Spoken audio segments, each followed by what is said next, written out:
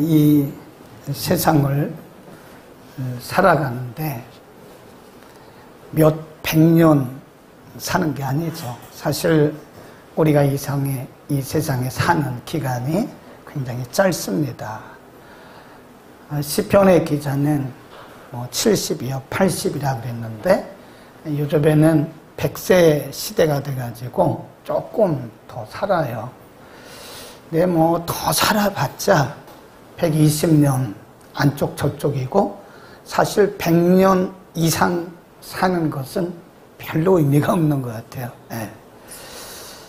그런데 어쨌든 우리가 이 땅에 사는 동안 우리는 끝까지 우리 인생을 완주해야 됩니다. 끝까지 잘 살아야 돼요.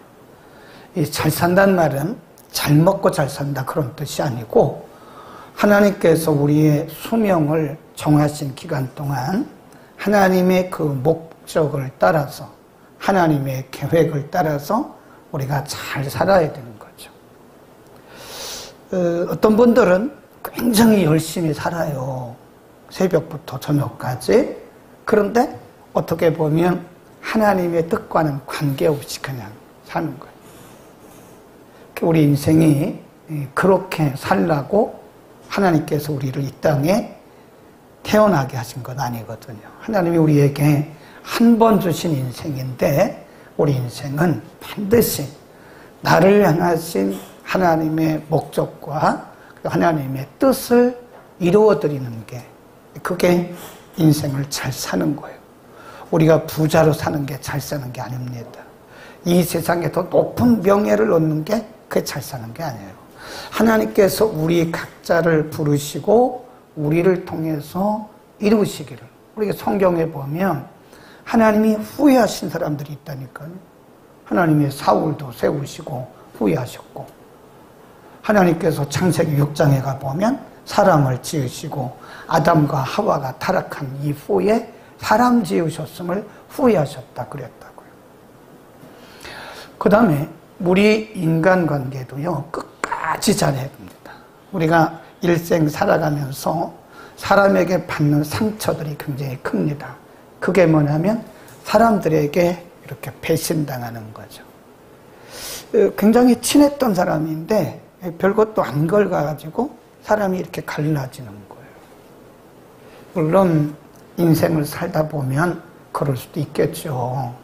그런데 그렇게 친하게 참 그렇게 멋있게 살던 사람이 어떤 문제 하나 때문에 그것 때문에 완전히 돌아서 가지고 남남이 돼 가지고 그런 거를 보면 참 안타깝다. 그 인간관계도요 끝까지 잘해야 됩니다. 아멘.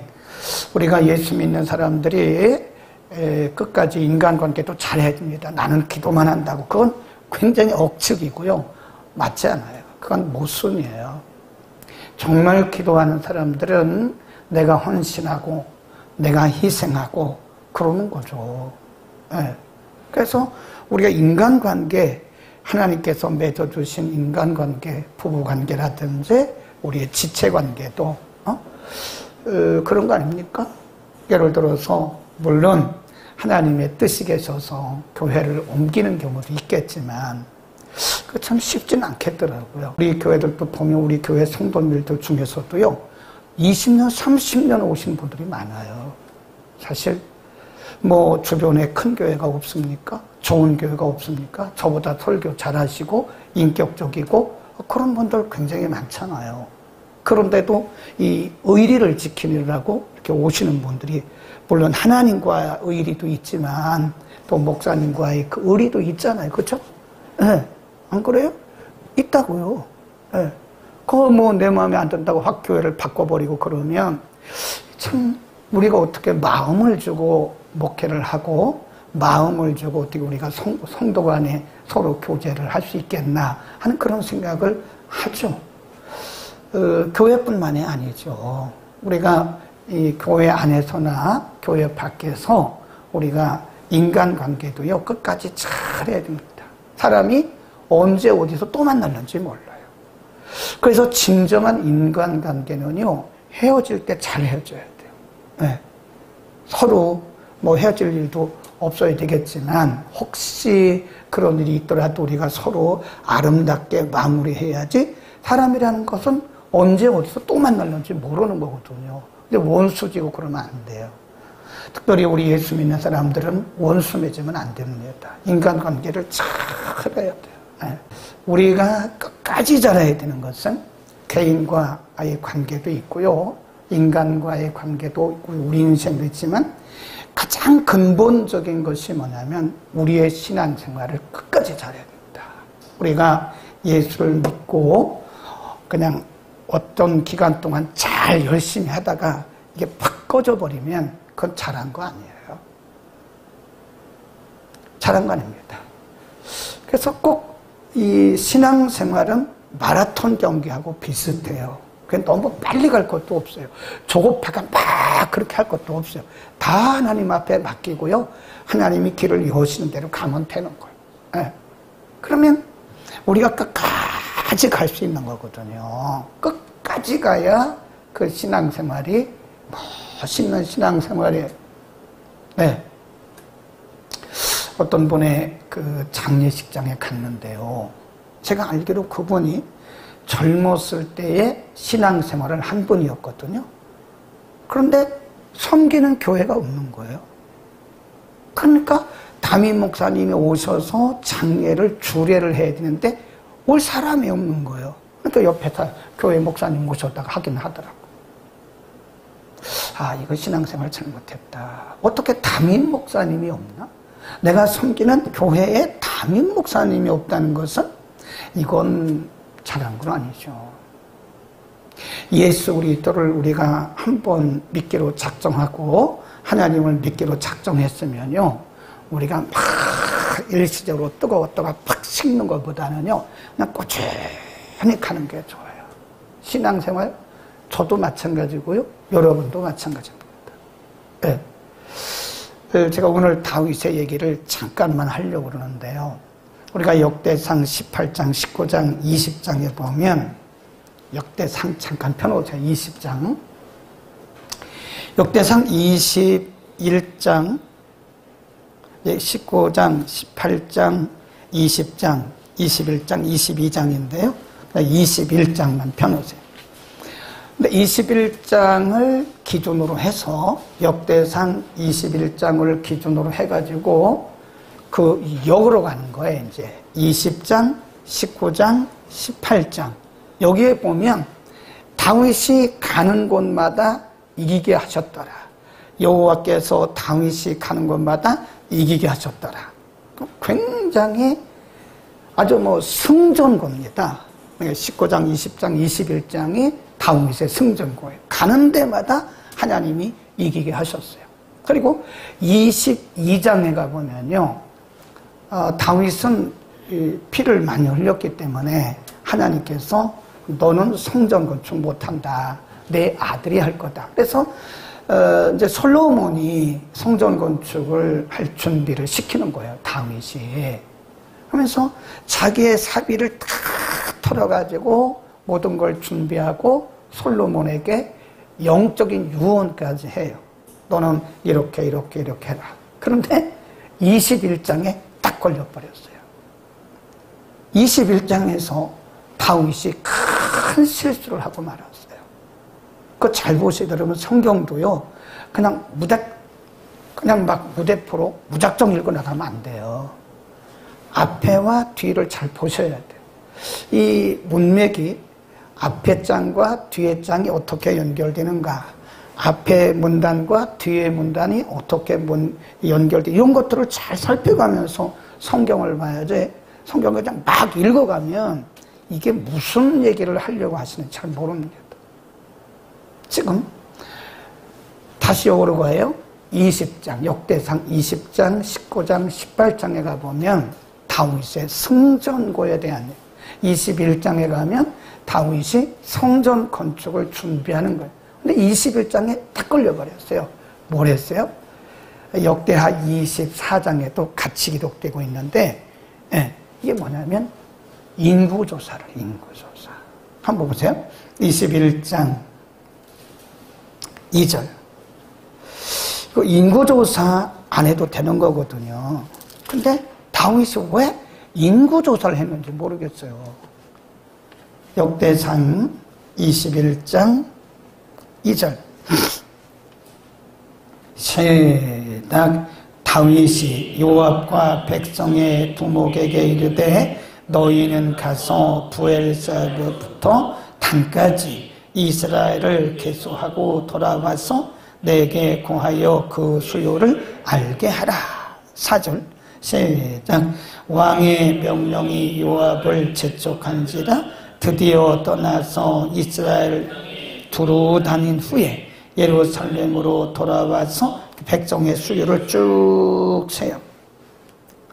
백성의 수요를 쭉 세가지고 이제 왕에게 딱 갖다가 보고를 했어요.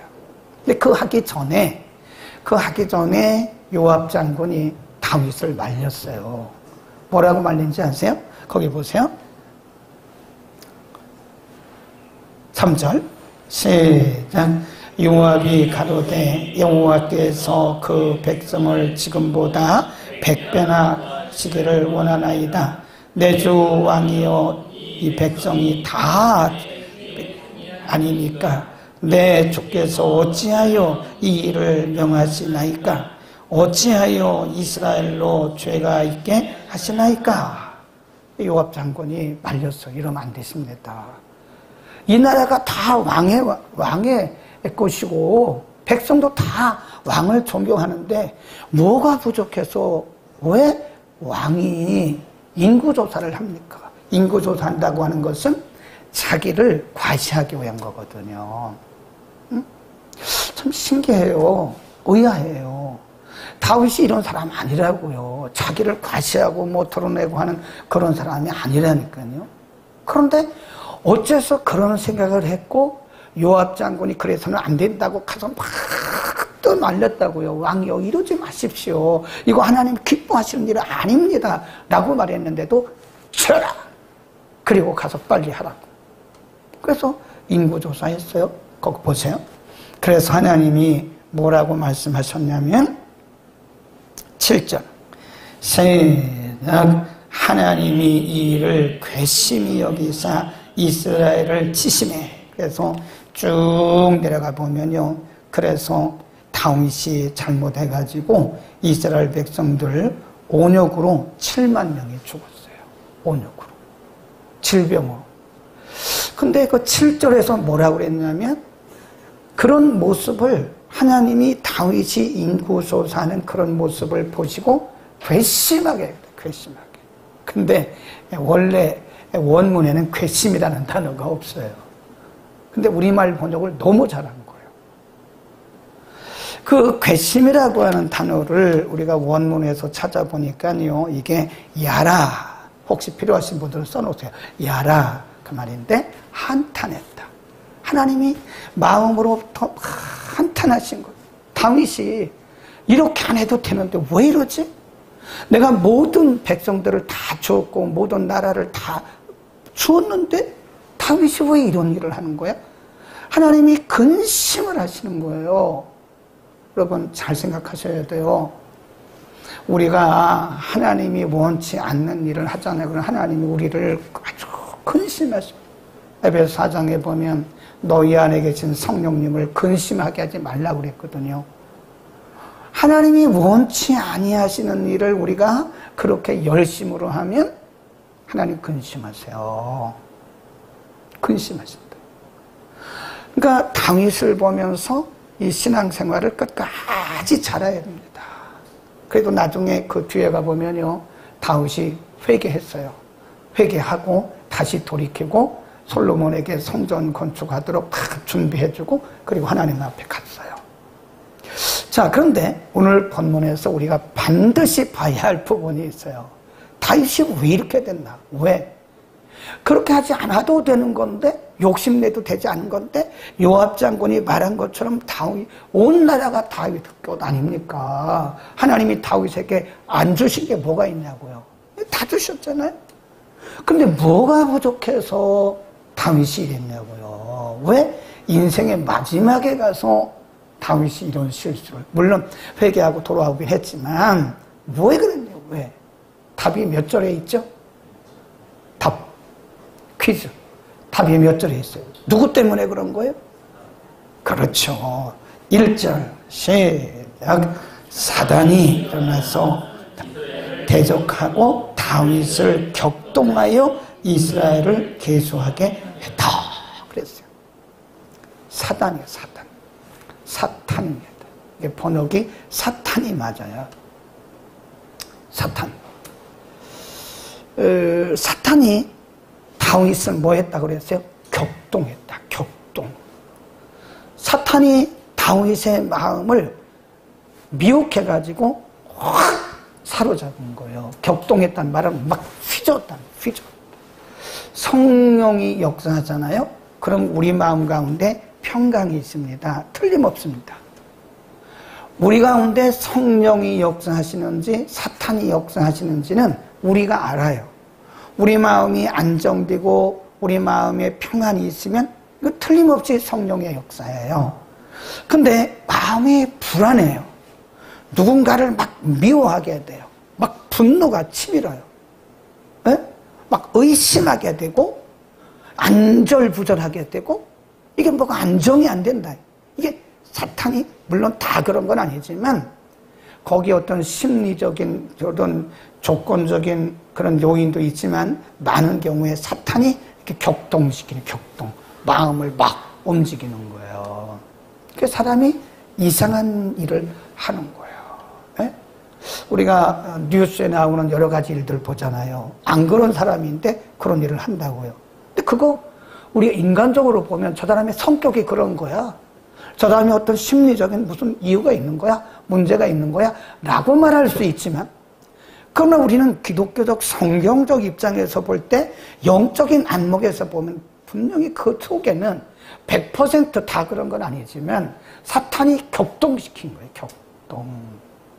격동. 우리가요 참 이 세상을 살기가 무섭습니다. 요즘에는 사람들이요 막 분노하는 사람들이 많아요. 그러다가 지나가다가요 불특정 다수를 그냥 막 이렇게 상해를 입혀요. 너 왜 그랬어? 난 뭐 모른다고. 당신 왜 사람을 살해했어요? 내가 하고 싶어서 했다고. 전혀 상식이 아니죠. 우리 믿는 사람들 가운데서도요 우리가 아무도 예외가 없어요.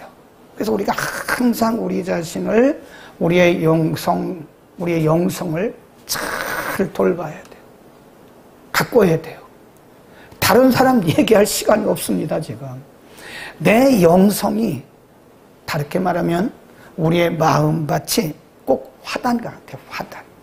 화단을 우리가 거기다 뭐 민들레도 심고 장미도 심고 나팔꽃도 심고 나서 그 화단을 잘 가꾼다고요. 풀도 뽑아주고 거름도 주고 순도 잘라주고 그러면요 이제 여름이 되잖아요. 그러면 이 화단이 진짜 멋집니다. 멋있어요. 예. 우리 시골에서 자랄 때 보면 집집마다 다 화단이 있어요. 화단. 예. 우리는 못 살았어도 화단이 있었어요. 그건 뭐 산에 가서 뽑아다 놓으면 되는 거니까 못 살아도. 예. 그런데 어떤 집에 가보면요 화단을 가꾸지를 않아요.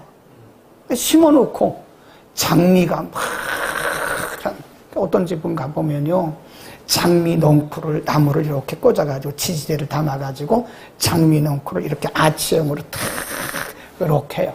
그러면 장미꽃이 필 때 그 집에 들어갈 때 보면요 아치 형태로 장미꽃이 이렇게 되가 얼마나 이쁜지 몰라요.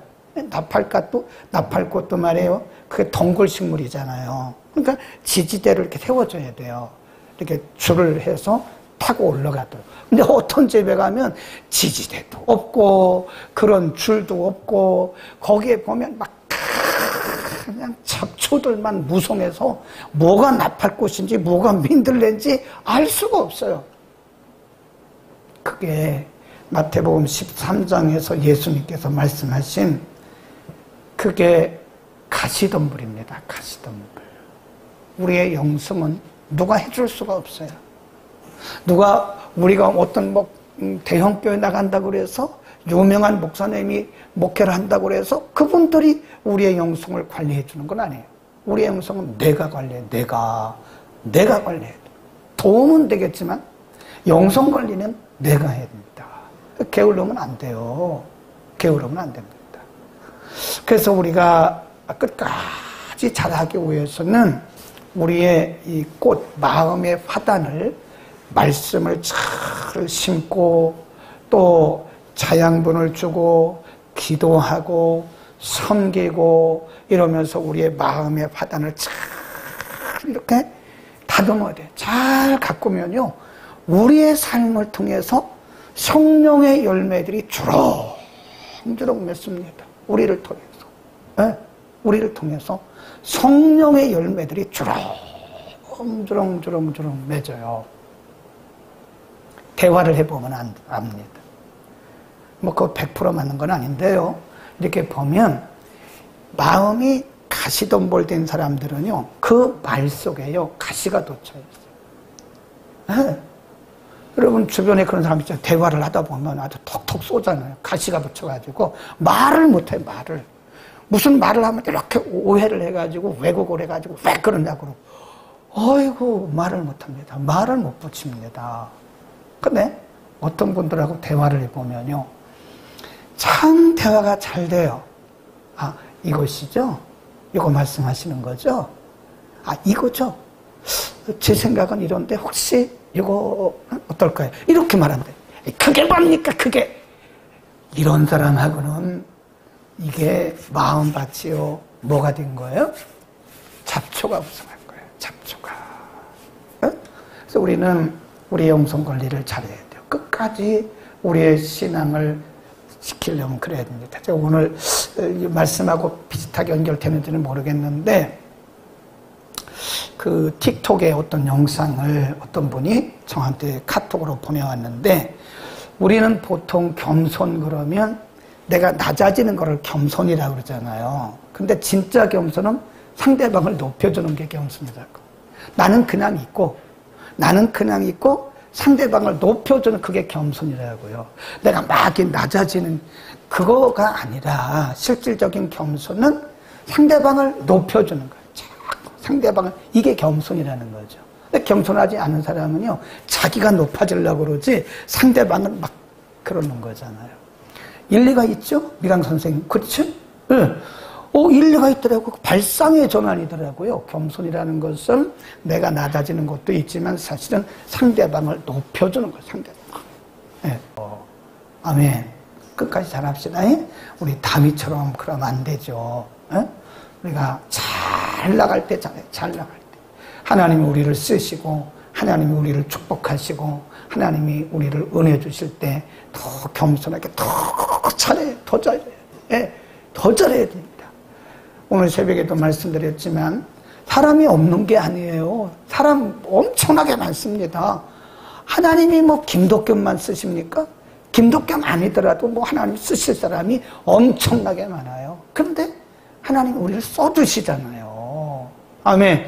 하나님이 우리를 써주시는 것만도 감사해서 우리는 끝까지 그 은혜 감사하는 거. 우리가 잘하면 얼마나 잘하겠습니까? 그렇죠?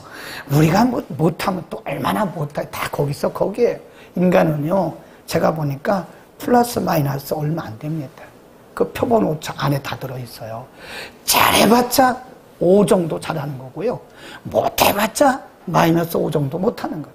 사람은 특별한 사람이 없더라고요. 제 결론이 그래요. 제가 나이가 들어서 보니까 이 결론이, 그래도 여기 제일 나이 많으니까 하는 얘기는, 내가 나이 들어서 보니까 특별한 사람 없어요. 예, 해 아래 새 것이 없다고 그랬잖아요. 예, 전도서에 새 것이 없어요. 새 것을 찾지 마세요. 새 것처럼 살아가면 되는 거예요. 우리는 끝까지 잘합시다. 오늘 저녁에도 우리 하나님 앞에 기도해야 돼. 하나님, 나를 부르셨는데 하나님 저를 써주신 것만도 감사합니다. 하나님이 저를 불러주신 것만도 감사합니다. 아니면 제가 지옥 가야 되고 내가 버림받아야 되는데 하나님 저를 불러주셔서 하나님의 자녀신 것만도 감사하고 하나님 자녀 삼아주신 것도 감사한데 하나님 나를 또 써주시니까 얼마나 감사하냐고요.